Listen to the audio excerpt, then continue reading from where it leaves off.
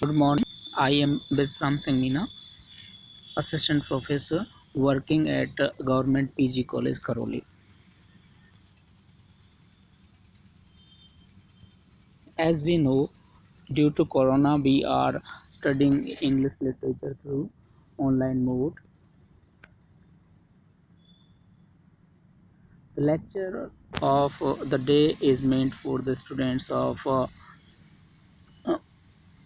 BA Part 3rd. We were studying the poem My Last Duchess, which is one of the finest dramatic lyrics written by Robert Browning, who is a representative poet of Victorian era in English literature. The poem was first published in the year of 1842 in dramatic lyrics. It was a second time published in the year of 1863 in dramatic romances. As we know that it is a dramatic monologue, that's why we have a speaker here in form of the duke throughout the poem, and there is the listener who is the messenger of the neighboring count, who has come with the marriage proposal of the count's daughter.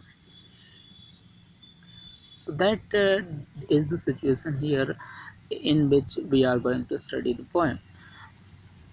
The duke says that his former wife was very nice, was very uh, humorous, but she had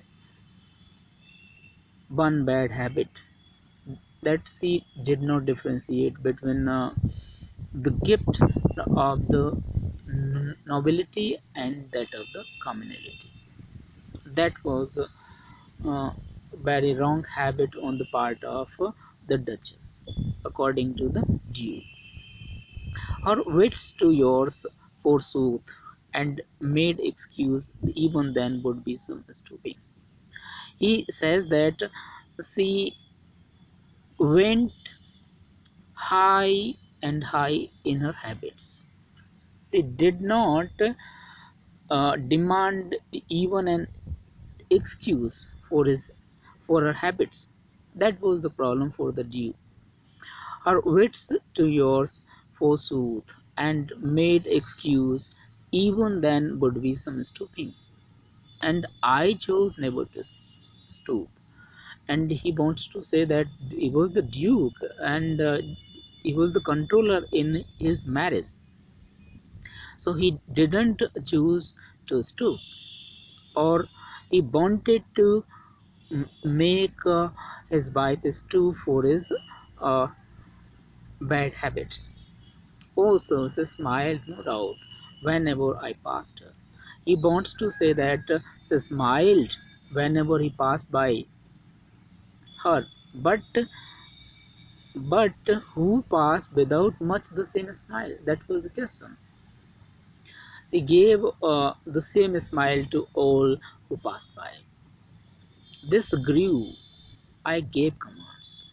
This kind of habit of the Duchess grew, and this made the Duke angry, and he gave commands to murder her. Then all smiles stopped together. That is the signal of the death of the former Duchess. These are five words in number, but these five words have great tragedy in them. Their assistants as if alive, and now he is praising the beauty of uh, her former Duchess. He says that she is hanging on the wall in the picture, but she looks very alive. Will it please you rise? Now he is requesting to the messenger to rise because they are going to meet the company below, the persons who are waiting for them. Then I repeat, the count, your master's known munificence is ample warrant that no just pretence of mine for dowry will be disallowed. He is very cunning, and he wants to say that he wants to take the dowry, but indirectly he says that I have come to know your count's munificence or liberality, so that is the sufficient guarantee of good dowry on the part of the count. A mine for dowry will be disallowed. So I think that there is no need of asking or demanding for dowry on my part, though his fair daughter's self. However, I want to take some dowry, but my first priority is his daughter. As I about at starting, as I told you in the beginning of the poem, is my object.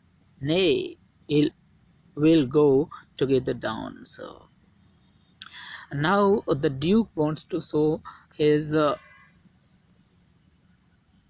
fondness of fine arts.